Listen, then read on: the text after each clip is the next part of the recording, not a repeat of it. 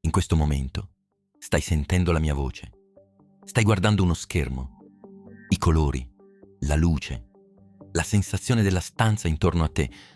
Ti sembra tutto reale, vero? Solido, inconfutabile. Ma c'è un problema enorme che la scienza moderna sta cercando di risolvere in questo esatto istante. Tutto quello che percepisci non esiste là fuori. Il rosso non esiste nell'universo. Il suono non viaggia nello spazio vuoto. Il freddo non è una cosa reale, è solo assenza di energia.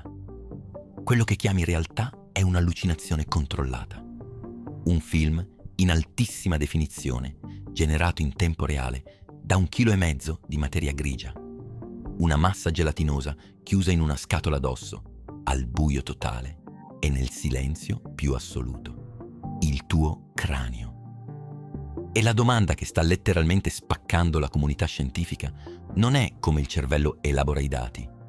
La vera domanda è: perché provi qualcosa mentre lo fa? Perché non sei una macchina perfetta, silenziosa e buia dentro? Come fa la materia fisica, fatta di atomi senza vita, a generare l'esperienza di essere te? Preparati. Stiamo per scendere nel luogo più inesplorato dell'universo. La tua mente. Immagina di essere chiuso in un bunker sotterraneo. Non ci sono finestre, non ci sono porte. Hai solo una serie di cavi elettrici che entrano dal soffitto, inviando impulsi in codice Morse. Questo è esattamente il tuo cervello. Non ha mai visto la luce del sole. Non ha mai sentito il canto di un uccello. Non ha mai toccato l'acqua. Tutto ciò che riceve sono segnali elettrici. Milioni di segnali elettrici ogni secondo. Arrivano dagli occhi, dalle orecchie, dalla pelle, ma sono solo scosse, impulsi chimici e voltaggi minuscoli.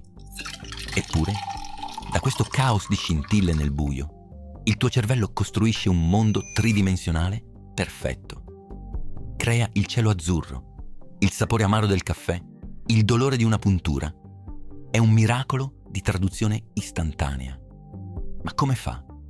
Come fa un codice elettrico a diventare un'emozione?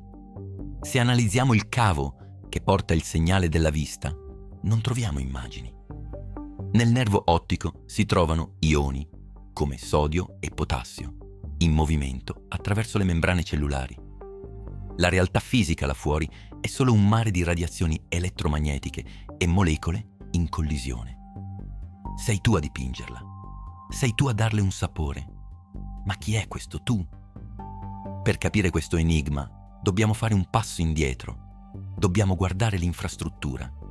Il tuo corpo è coperto di minuscoli traduttori. I tuoi occhi non sono finestre sul mondo. Sono macchine biologiche progettate per catturare fotoni, particelle di luce, e distruggerli. Quando un fotone colpisce la tua retina, muore. La sua energia viene convertita in una reazione chimica. Questa reazione fa scattare una molla molecolare e quella molla genera una microscopica corrente elettrica. Questo è il primo passo. Da qui in poi la luce non esiste più. Esiste solo l'elettricità. Lo stesso accade nelle tue orecchie. Le onde di pressione dell'aria muovono dei piccoli peli. I peli si piegano, aprono dei canali e lasciano fluire ioni carichi. Elettricità. Tutto il tuo contatto con l'universo esterno viene ridotto a un unico linguaggio universale. Impulsi nervosi. È come se l'intero universo venisse compresso in una sequenza di zeri e uno. E questi segnali viaggiano a quasi 400 km all'ora verso il centro di comando. Ma qui sorge il primo grande paradosso. Se tutto è solo elettricità, perché la vista è diversa dall'udito? Questa è la domanda che ha tormentato i neurologi per decenni. Se prendi il nervo ottico e lo scambi con il nervo uditivo, cosa succede? In teoria, vedresti i suoni e sentiresti i colori, perché il segnale è identico. L'unica differenza è la destinazione. Il segnale visivo arriva nella parte posteriore del cervello, la corteccia visiva. Il segnale uditivo arriva ai lati. È la struttura fisica della rete a determinare l'esperienza. Immagina un'enorme centrale telefonica. Milioni di cavi si intrecciano in un labirinto tridimensionale impossibile da mappare completamente. Quando il segnale arriva, accende una specifica configurazione di interruttori e improvvisamente, boom, senti il colore rosso. Non c'è nessun rosso nel cervello. Se apriamo il cranio mentre guardi un tramonto, non troviamo luce arancione. Il cervello umano pesa circa 1,5 kg, ma solo una parte di esso, circa il 40%, è composta da materia grigia.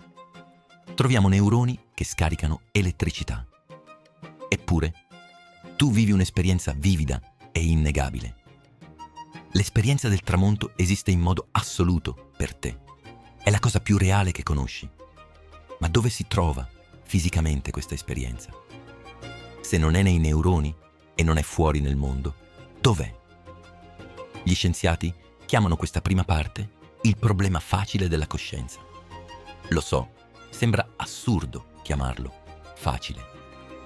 Mappare miliardi di connessioni, capire come i circuiti elaborano le informazioni, come la memoria immagazzina i dati. È un'impresa titanica, ma è un problema di ingegneria. Prima o poi avremo computer abbastanza potenti da mappare ogni singola sinapsi.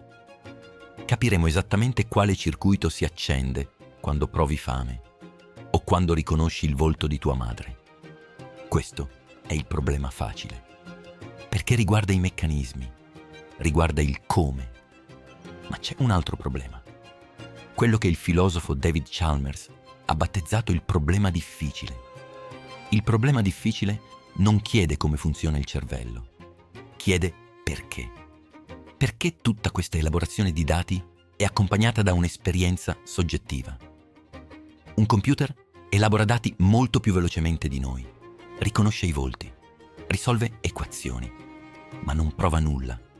Non c'è nessuno a casa, è buio dentro.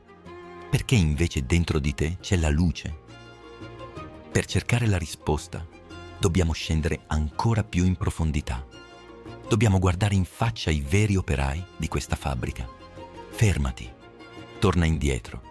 Stiamo per compiere un viaggio estremo. Rimpiccioliamo fino a diventare più piccoli di un granello di polvere, più piccoli di un batterio. Benvenuto nel livello fondamentale della tua mente. Davanti a te c'è un neurone. Non sembra una cellula normale. Sembra un albero alieno, antico, con radici che si estendono in ogni direzione. Queste radici sono i dendriti. E quel lungo cavo che parte dal centro è l'assone.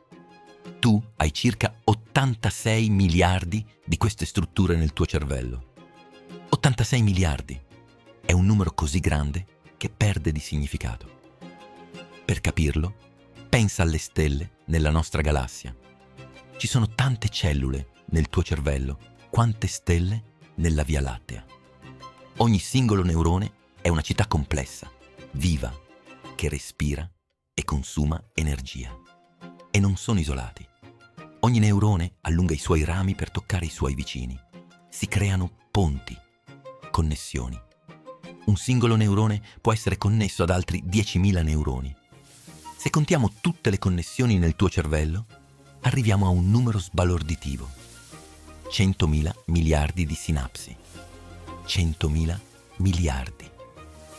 È più del numero di foglie nell'intera foresta amazzonica. E questa rete non è ferma. È in continua, frenetica attività. Immagina di sorvolare una città di notte grande quanto un continente. Vedi luci che si accendono e si spengono, onde di energia che attraversano i quartieri. Questo è ciò che accade nel tuo cervello ogni frazione di secondo. Quando impari qualcosa di nuovo, 2 neuroni si avvicinano fisicamente, creano un nuovo ponte, costruiscono una nuova strada. La tua mente cambia forma fisicamente in base a ciò che pensi. Ma guarda da vicino una di queste connessioni, una sinapsi. I 2 neuroni non si toccano. C'è uno spazio vuoto in mezzo. un abisso microscopico chiamato fessura sinaptica. Quando il segnale elettrico arriva alla fine del primo neurone, si ferma. L'elettricità non può saltare il vuoto. Sembra la fine del viaggio. Ma è qui che avviene la magia. L'impulso elettrico innesca il rilascio di minuscole molecole, i neurotrasmettitori, flotte di navicelle chimiche che attraversano il vuoto e si legano al neurone successivo. Queste molecole sono le chiavi del tuo umore: la dopamina, la serotonina, l'endorfina. Sono sostanze chimiche composte da carbonio, idrogeno, azoto, ossigeno e, nel caso delle endorfine, anche zolfo. Molecole morte, inerti. Eppure, quando queste molecole attraversano l'abisso e si incastrano nei recettori del secondo neurone, aprono delle porte. Gli ioni di sodio, carichi positivamente, irrompono all'interno. La carica elettrica del neurone cambia. La tensione sale. Meno 70 mV, meno 55 mV. E poi il punto critico. Il neurone spara. Un nuovo impulso elettrico esplode e viaggia lungo l'assone a velocità incredibile. Questo processo avviene miliardi di volte al secondo in tutto il cervello. È un oceano di chimica e di elettricità. E fin qui la scienza capisce tutto. Possiamo misurare i voltaggi, possiamo contare le molecole, possiamo persino bloccare i recettori con i farmaci per cambiare il modo in cui ti senti. Un antidepressivo non fa altro che aumentare la quantità di serotonina in quell'abisso microscopico. Cambi la chimica, cambi l'anima, ma questo ci porta al vero terrore filosofico. Se ogni tuo pensiero, ogni tua speranza, ogni tuo ricordo di infanzia è solo una cascata di sodio e potassio, dove sei tu? Se sei triste perché una molecola non ha attraversato uno spazio di circa 20-40 nanometri, la tua tristezza è reale. L'amore che provi per la tua famiglia è solo un picco di ossitocina nei tuoi circuiti della ricompensa. La visione, puramente materialista, ci dice esattamente questo. Noi siamo macchine biologiche, automi fatti di carne. Non c'è nessun fantasma nella macchina. Non c'è un'anima immateriale che tira le leve. C'è solo chimica che obbedisce alle leggi inesorabili della fisica. Ogni atomo del tuo cervello si muove secondo cause ed effetti determinati fin dal Big Bang. Se questo è vero, il libero arbitrio è un'illusione. Scegliere di guardare questo video non è stata una tua decisione conscia. È stato il risultato inevitabile di miliardi di molecole che hanno reagito secondo le leggi della termodinamica. La tua coscienza sarebbe solo un passeggero passivo, uno spettatore che guarda un film e crede di dirigerlo. Questa idea è terrificante e per molti scienziati è la verità assoluta. Ma c'è qualcosa che non torna, qualcosa che fa crollare questo castello di carte materialista. Torna alla sinapsi. Guarda il flusso di calcio, il rilascio di dopamina, la scintilla elettrica. È tutto meccanico, è tutto quantificabile. Ma se io ti chiedo di descrivere il dolore di una bruciatura o la bellezza del colore blu, non puoi usare formule chimiche. C'è un abisso invalicabile tra la descrizione fisica del cervello e l'esperienza vissuta della mente. Nessuna quantità di informazioni sui neuroni ti dirà mai cosa si prova a essere te. Puoi conoscere perfettamente l'aerodinamica, ma questo non ti farà capire cosa prova un uccello mentre vola. Questo buco nero nella nostra comprensione ha un nome. È il gap esplicativo. E per capire quanto sia profondo, dobbiamo fare un esperimento mentale. Un esperimento che cambierà per sempre il modo in cui guardi i colori. Preparati a conoscere Mary. Immagina una scienziata di nome Mary. Mary è la più grande neuroscienziata del mondo. Sa tutto quello che c'è da sapere sul cervello e sulla visione. Conosce ogni singola reazione chimica, ogni neurone, ogni lunghezza d'onda della luce. Sa esattamente come il cervello elabora il colore rosso. C'è solo un dettaglio. Mary è nata e ha vissuto tutta la sua vita in una stanza in bianco e nero. Ha studiato tutto sui libri in bianco e nero, su monitor in bianco e nero. Non ha mai visto un colore in vita sua. Fisicamente conosce ogni dato sul rosso. Un giorno la porta della sua stanza si apre. Mary esce e vede per la prima volta una mela rossa. La domanda è questa. Mary impara qualcosa di nuovo? Impara qualcosa che non sapeva prima? La risposta intuitiva è sì. Impara cosa si prova a vedere il rosso, l'esperienza soggettiva. E se impara qualcosa di nuovo, significa che l'esperienza cosciente non è un'informazione puramente fisica. La fisica non basta a spiegare la realtà. Questo esperimento, proposto dal filosofo Frank Jackson, ci porta al concetto più inquietante della filosofia della mente, lo zombie filosofico. Non pensare ai mostri dei film. Uno zombie filosofico è un essere umano esattamente identico a te, atomo per atomo, molecola per molecola. Si comporta come te, parla come te. Se gli dai un pugno, urla e sanguina. Ma dentro non c'è nessuno. Non prova nulla. È una macchina perfetta che simula l'umanità senza averne l'esperienza soggettiva. La fisica dice che poiché le sue molecole sono identiche alle tue, dovrebbe funzionare perfettamente. Ma se uno zombie del genere è anche solo teoricamente possibile, significa che la coscienza è un extra. È qualcosa di aggiunto alla materia. Qualcosa che le leggi della fisica standard non possono spiegare. Se l'evoluzione seleziona solo i tratti utili per la sopravvivenza, perché ci ha dato la coscienza? Uno zombie scapperebbe da un predatore con la stessa efficienza. Sarebbe sopravvissuto lo stesso. Perché la natura ha sprecato energia per accendere la luce dentro di te? Forse la risposta si nasconde nei momenti in cui la luce si spegne. Cosa succede quando l'unità della tua coscienza si spezza? Esiste una condizione medica chiamata cervello diviso. In alcuni pazienti con epilessia grave, i chirurghi tagliano il corpo calloso, il ponte di fibre nervose che collega l'emisfero destro e sinistro del cervello. Il risultato è sconvolgente.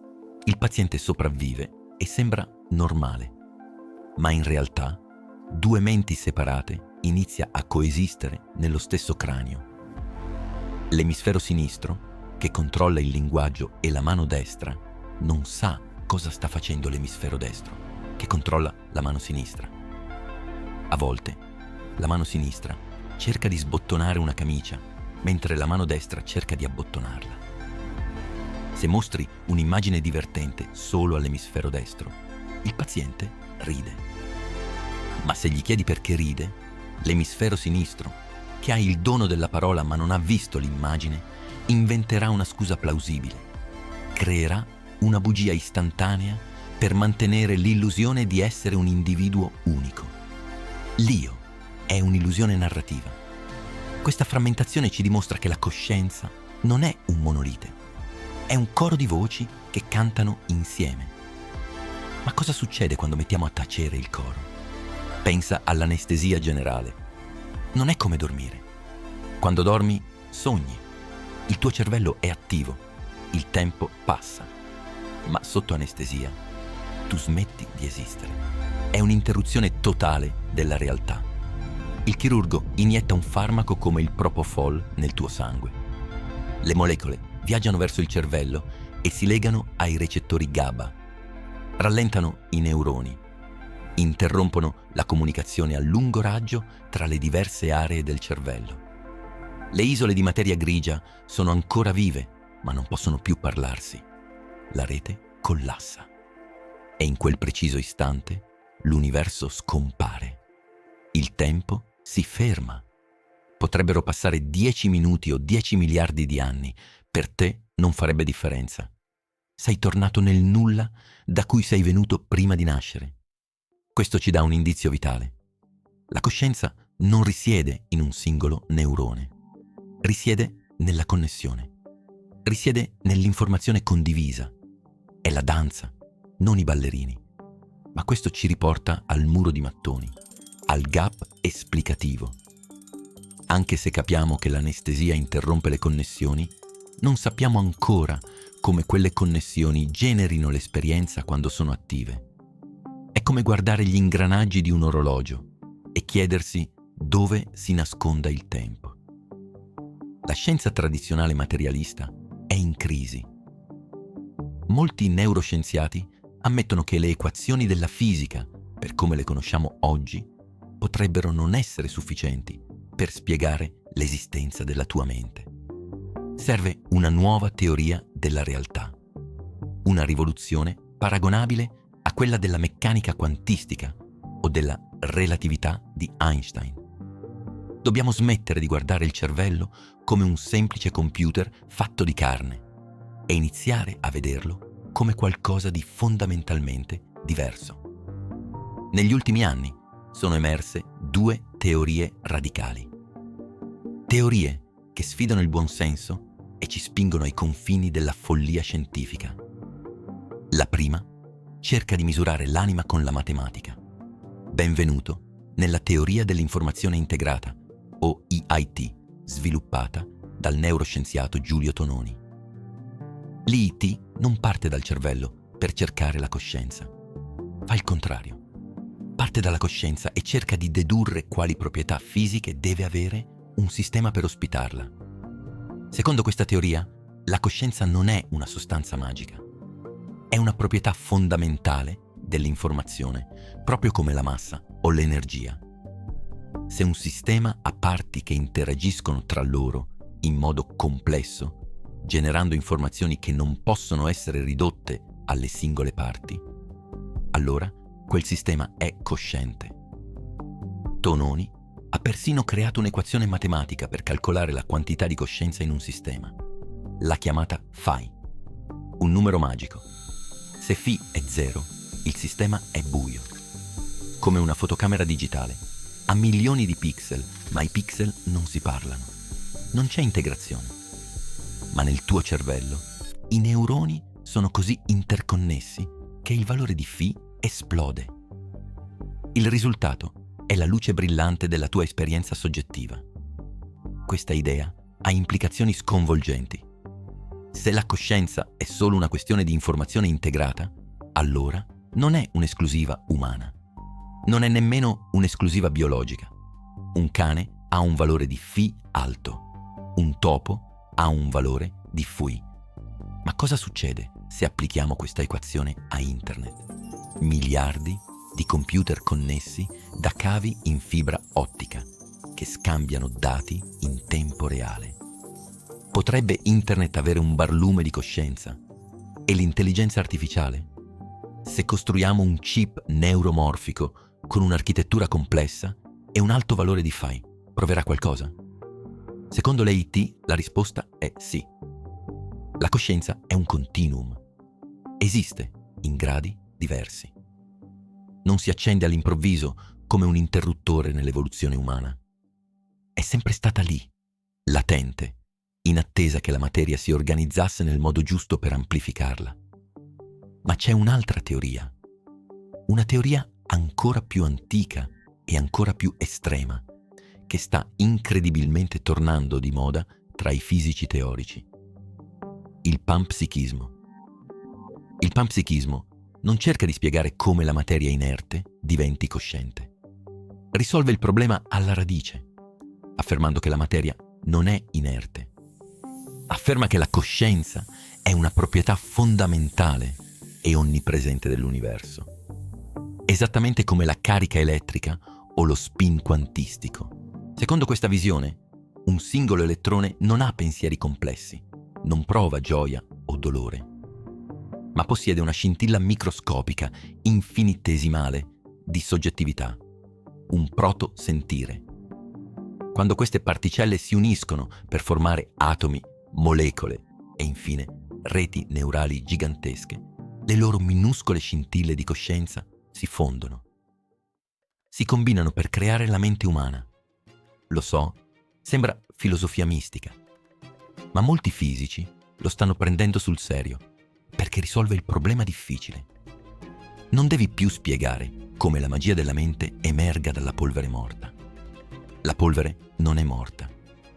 L'universo intero è vibrante di una forma primordiale di esperienza. La materia e la mente sono due facce della stessa medaglia cosmica. Dal punto di vista fisico, il tuo cervello è la struttura più complessa dell'universo conosciuto. 100.000 miliardi di connessioni. Una densità di informazioni che supera quella delle galassie.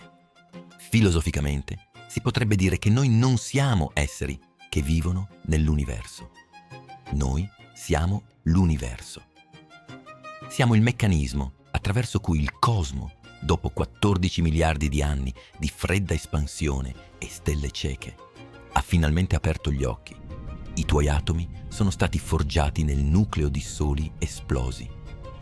Hanno vagato nello spazio per eoni, si sono aggregati sulla Terra e ora, in questo preciso istante, quegli stessi atomi stanno leggendo queste parole e si stanno interrogando sulla loro stessa esistenza. Restano domande aperte, misteri insondabili. Ma ecco cosa sappiamo con certezza. La tua mente è un miracolo di fisica e biologia. L'allucinazione controllata che chiami vita è l'evento più prezioso e improbabile che sia mai accaduto in questo angolo buio dello spazio. Non sei un passeggero, sei il centro. La maggior parte degli atomi del tuo corpo, quelli più pesanti dell'idrogeno, è stata forgiata nelle stelle, mentre l'idrogeno risale al Big Bang. Sei qui, in questo momento, in questo universo, su un'unica possibilità tra infinite combinazioni. Non stai guardando il cosmo, sei il cosmo che guarda se stesso. Non sei nel cosmo. Sei fatto di cosmo. Io sono Renderium. E questo era il mistero dentro di te.